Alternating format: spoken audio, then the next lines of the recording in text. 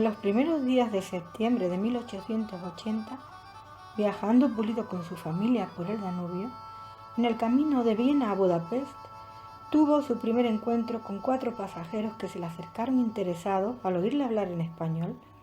pues les recordaba una patria amada y perdida en pasados siglos, y desde entonces siempre por ellos y sus hermanos llorada. Se trataba de unos cuantos hombres de negocios que le informaron sobre la actual composición y organización de las amplias colonias sefardíes de Serbia, Rumanía, Bulgaria, Turquía, Asia Menor, etc., en las cuales el idioma, las costumbres, los rezos, los cultos ancestrales y la firme e indeclinable esperanza de una reconciliación futura con la antigua madre patria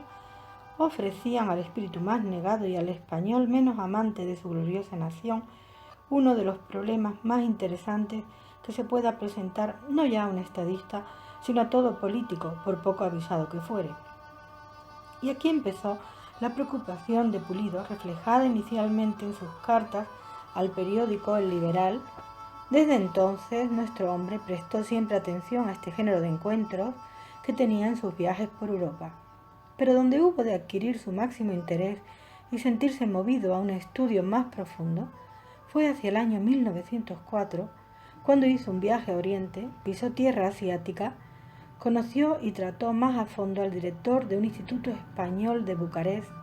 después gran rabino de Turquía, don Enrique Bejarano. Se comunicó en Constantinopla con altos personajes judíos españoles, como Isaac Pachá Amolo,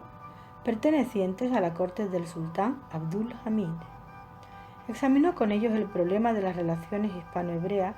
y trajo a su regreso a España muchos y poderosos elementos de juicio para publicar su colección de artículos en la Ilustración española y americana,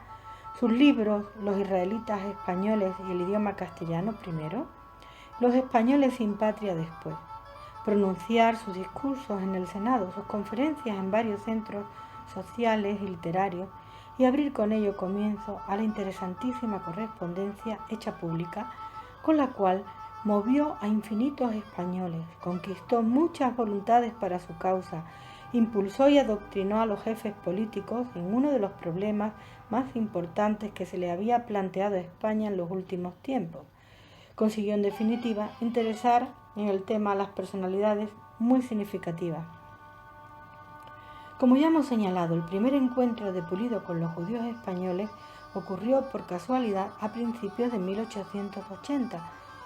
y salvo una breve descripción de la reunión en un periódico liberal, el hecho no tuvo mayores consecuencias. En aquella época, Pulido acababa de entrar en la vida pública, joven médico de escasos medios y ciertas ambiciones políticas, pero sin un apoyo sólido poco podía conseguir. 20 años más tarde, en 1904, en el citado viaje por el Imperio Austrohúngaro,